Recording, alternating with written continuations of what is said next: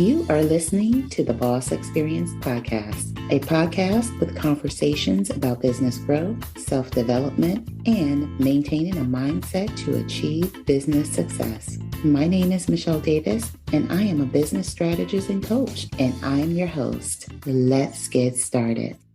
Welcome to another episode of the Boss Experience Podcast. My name is Michele Davis, and I'm your host. And in this episode, I am going to talk about 5 client systems you need in your business to manage your clients. And if you're tuning into the Boss Experience for the first time, the Boss Experience podcast is all about helping the professional service providers launch profitable and sustainable businesses. And to do that, you need systems. And let's be honest, a lot of times we focus so much on the lead generation activities. We focus so much on the marketing. We focus so much on the selling. But if you cannot bring your clients in and have your clients come in to your programs and experience your services and have a good client experience, you're not going to be in business long. You have to focus on your client management. There's, certain elements that I'll talk about in this episode, but you need to make sure that when it comes to client management, that people will remember their experience with you as something pleasant, because people that have good experiences make recommendations. People that have good experiences write reviews, right? So you want to make sure that your client experience is something that's memorable for good reasons. So let's talk about those 5 systems. Starting a business is easy. Making money from your business is the hard part. The only way to launch a profitable business is to have a plan, direction, and one source of information that gives you everything you need to get started. So what if I told you that a blueprint exists that can take you from finding a business idea you love to launching a profitable online business? Without an email list, a big social media following, or wasting your time scouring the internet trying to put the pieces together. Get the only source you need to launch your profitable business today. Just visit bossbusinessplanner.com to get yours today. Now back to the episode. So we start out as professional service providers. We are beyond ourselves when we get our first client, right? We're, focused so much on yay, we got our client. Yay, we got our first client. But every client that seeks our services out is not always a good fit. I hope you've been tuning in this season, because this season has been all about business design. Everything from your initial business idea to, structuring your programs and services to marketing. And this is important too. Systems is something that a lot of us like to ignore because it requires us to actually dig in and create something very structured. And we're running away from structure as entrepreneurs, but you have to have the structure in your business so that your clients can have amazing experiences to share with their friends, their family, their colleagues, and hopefully on Google. So let's talk about the first client system. So the first client system is pre-qualification and pre-screening. So when I first started in my business, I, like many entrepreneurs, thought everyone with a pulse would be a good fit for my business. And that's not good. And that's not true. So just like in your marketing, you never want to consider everyone with a pulse a potential customer. You have to think of yourself as, specialize and know who your target audience is. And I talk about that in one of the episodes in season 2, how to figure out your target audience. Because if you don't know who your target audience is, it's kind of like a domino effect. It's going to be hard to really get your business going. It's going to be hard to market, and it's going to be hard to create your systems, because the first system is pre-screening and pre-qualification. And you have to have your programs and services mapped out, but you also have to know who's a good fit for your program and your services and who isn't. So you need to know up front, what your process is going to be for that. So for me, I do a couple of things. And what you decide to do for you is up to you. You have to test out what works best for you in your business. But for me, I talk to people. I don't allow people to just book and enroll. And if you have, like, let's say a graphic design business or you have a service-based business other than coaching, this process is going to look a little different because there's certain services you can book straight from the website. But you may want to have a pre-screening call, particularly if you're any kind of coach, because you want to make sure the person that's enrolling in your program is appropriate. Now, even if you have a graphic design service or some other type of service, you want to make sure you understand the goals of the person that's seeking out your services. And you want to make sure that your program and your services are the right fit. Can you meet their needs? Can you solve their problems? Do they need additional services? And this is for my life coaches. You have to ask, does this person need therapy? Do they need some kind of counseling? And where life coaching is not the best fit for them. So you need to make sure that the people that you bring into your program, that you're not going to do harm to them in any way, emotionally, or in a way that's going to be damaging to them in their business and emotionally or otherwise. So you want to make sure that you have some basic questions that you're going to ask someone. And I always say, when people come into your services, you want to know what it is they need help with. Why did they come to you? Like, what is the connection? How do they see the two of you working together? And what is their ultimate goal? And they have to be able to define at least what their goals are. And for me, I have like maybe 10 questions that before you can book an appointment with me to discuss one of my services, there's some 10 basic questions I want to know. Like, do you have a business already, or are you starting the business? What is your goal for seeking my services out? How many other times have you tried to address this problem and you weren't successful? Because to me, there are certain things that are really important about their previous experience with service providers as well. And this is something I learned the hard way. People that hop from service provider to service provider and they never really get their problem solved, it can be viewed as two ways. Is this a difficult client who has expectations that exceed my patience? Or is this someone who's just had a bad run of luck with choosing professionals? So you have to think of what questions are important for you to know in your business and ask them accordingly. And, I have mine set up, in an automated way through Calendly.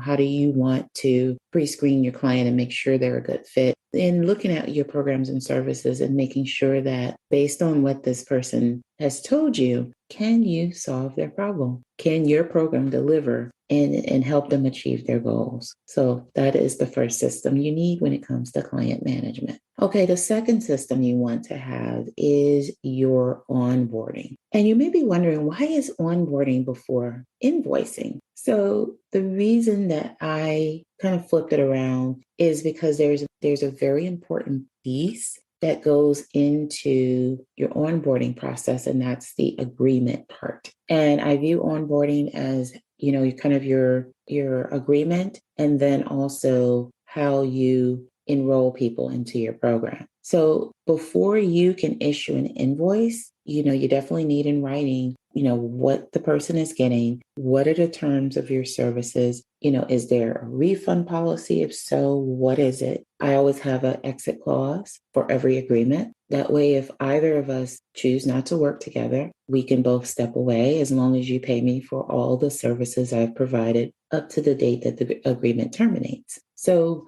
you have to find your own agreement or create your own agreement. And there's tons of resources for that. I mean, Law Depot is a great resource. And also you have LegalZoom that a lot of people use. But keep in mind that when you draw up an agreement, it may not be in alignment with the laws of your state. So I use a service which allows me to get a copy of an agreement and I send it off to an attorney. And so they will actually review it for me and make sure that I'm not in violation. And the attorney's local to me. So I just pay a small monthly fee, and everything I need that attorney for, I can give them a call. So whether that month I need an attorney for, one question, no questions, or 20 questions, I have someone I can call, and they also review documents. So if you're interested in learning more about that service, you can visit phenomenalboss.com and learn more about that service. So you definitely want to make sure your agreement it checks all the boxes, because if you're ever in dispute, you want to make sure that you have an agreement that's written in a way to help you, win your dispute, of course. So of course, so you definitely want the agreement. You want the terms of your payment outlined in the agreement, and as well as your scope of work. What are they getting? Are they enrolling in group coaching, and are they enrolling in some other service that you have under your umbrella? And when I'm talking about an agreement, the type of agreement I have is different for, my high ticket clients. For someone who is just signing on for, a one-on-one session, I'm not going to have them sign an extensive agreement. I'm just going to outline what we're going to discuss in the agenda for that one-on-one session in the invoice. So your agreement system is going to depend on the type of service you have in your business. So that's agreements. The second part of onboarding is what forms you need and what is your process? What do people have to do first, second, third? Is it, hopping on a Zoom call? Like, for example, I offer VIP days, and that's the, 4-hour day that I sit with someone virtually or in person if you're in the New York City area. But for the most part, my services are virtual. And I will sit with someone for 4 hours, and we map out whatever their goals are, and I help them achieve their goals during the course of the VIP day. So my onboarding process for that is, prior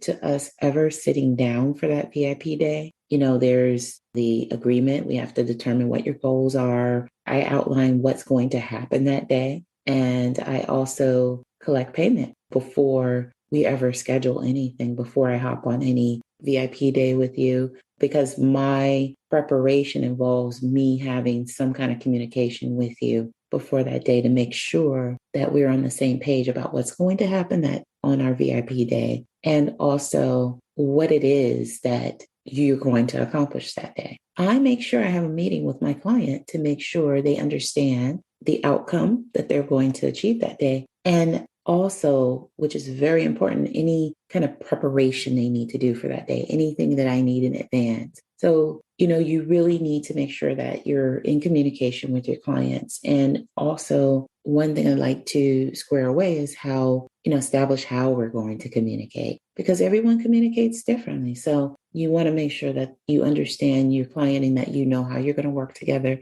so you can both have a really successful experience, you being the service provider that helped them achieve what they wanted to achieve in the first place, and for them achieving that great transformation or getting that problem solved. So think about, when it comes down to onboarding, the agreement, and also what forms you need to solidify your agreement to work together, as well as your refund policy, that all goes wrapped in there as well. So the next system you want to have in place is invoicing. So invoicing, I like PayPal invoicing, but you have people that aren't a fan of PayPal. You have HoneyBook, you have QuickBooks, you have different invoicing systems out there that you can use. I always suggest that people try different things and see what works best for them. I like PayPal invoicing because I like to include a copy of the full agreement, especially, it's one of my high ticket services. I want to make sure that they have a copy of the agreement